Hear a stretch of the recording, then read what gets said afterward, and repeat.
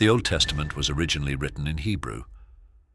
In Genesis, the Hebrew text uses the word Elohim for God. Elohim means more than one God. It is a plural word. Yahweh is described as one of these Elohim. He acted like their leader, giving harsh laws like in Deuteronomy chapter 20 verses 16 through 18, where he commands the destruction of entire cities and nations, and leading violent wars, as in 1 Samuel chapter 15 verse 3, where he commands Saul to destroy the Amalekites, to kill every man, woman, child, and even the animals.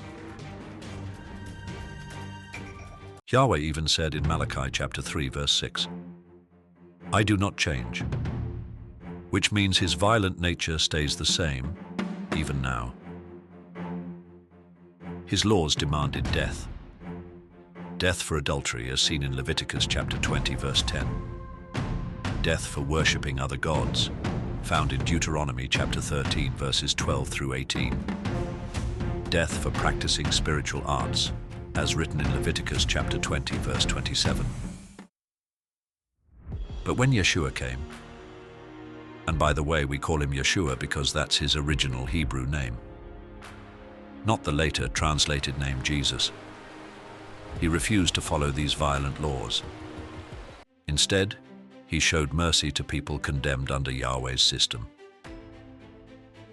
For example, in John chapter 8 verses 3 through 11, Yeshua refuses to condemn the woman caught in adultery.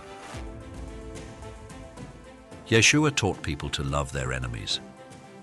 As he said in Matthew chapter 5 verse 44, "Love your enemies and pray for those who persecute you." And to forgive, not to kill. Yeshua told the Pharisees something shocking. In John chapter 8 verse 44, he said their father was the Diabolos.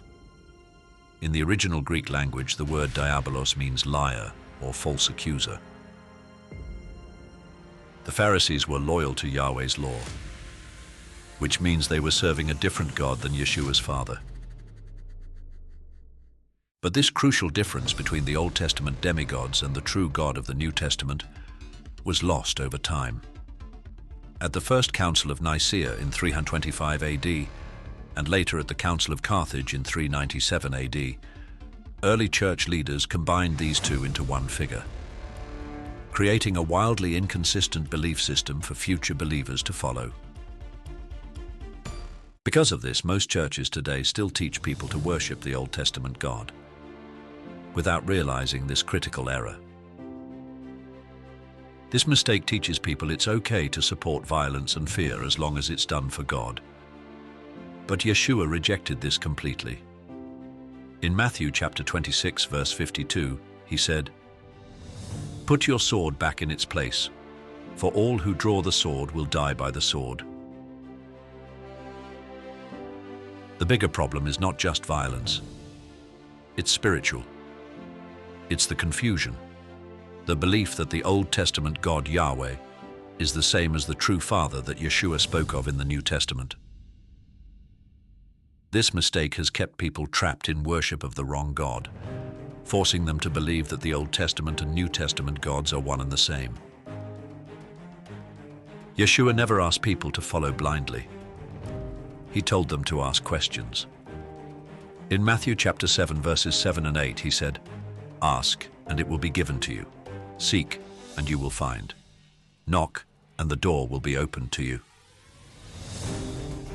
Yeshua taught his followers to seek truth and to think for themselves, an idea that stood in sharp contrast to what was taught in the Old Testament.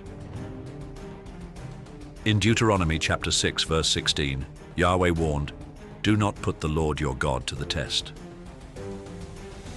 But Yeshua welcomed questions and encouraged the search for truth. In John chapter 8 verse 42, Yeshua clearly said his Father was not the same as theirs. He said, "If God were your Father, you would love me, for I have come here from God. I have not come on my own. God sent me."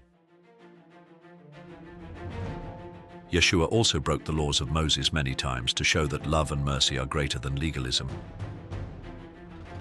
In Matthew chapter 12 verses 1 through 8, Yeshua allowed his disciples to pick grain on the Sabbath, even though Mosaic law forbade work on that day. In John chapter 5 verse 8, Yeshua healed a crippled man on the Sabbath, defying the law that called such acts unlawful labor. But it wasn't just his actions. Yeshua taught universal love for all people. In Matthew chapter 5 verse 44 he said, "Love your enemies and pray for those who persecute you." And in John chapter 13 verses 34 and 35 he said, "A new command I give you, love one another. As I have loved you, so you must love one another." He taught forgiveness, even for the worst of sins. In Matthew chapter 6 verses 14 and 15 he said, "If you forgive others their trespasses, your heavenly Father will also forgive you." And in Luke chapter 6 verse 37 he promised, "Forgive, and you will be forgiven." Yeshua's actions and teachings were living proof. His Father was not the lawgiver of violence, but the source of mercy, healing, and life. When people finally open their eyes and read their own scriptures carefully, they realize something life-changing. You cannot worship both Theos and the Diabolos at the same time. And you cannot claim to worship the Father of Yeshua while following the demigods of the Old Testament. If Yeshua did not follow Yahweh, and in fact openly criticized Yahweh's harsh laws, for example, in Matthew chapter 5 verses 38 and 39, where he said, "You have heard that it was said, eye for eye and tooth for tooth. But I tell you, do not resist an evil person. If anyone slaps you on the right cheek, turn to them the other cheek also." If Yeshua denied Yahweh, then why should you continue to believe the teaching that the God of the Old Testament and the New Testament are the same?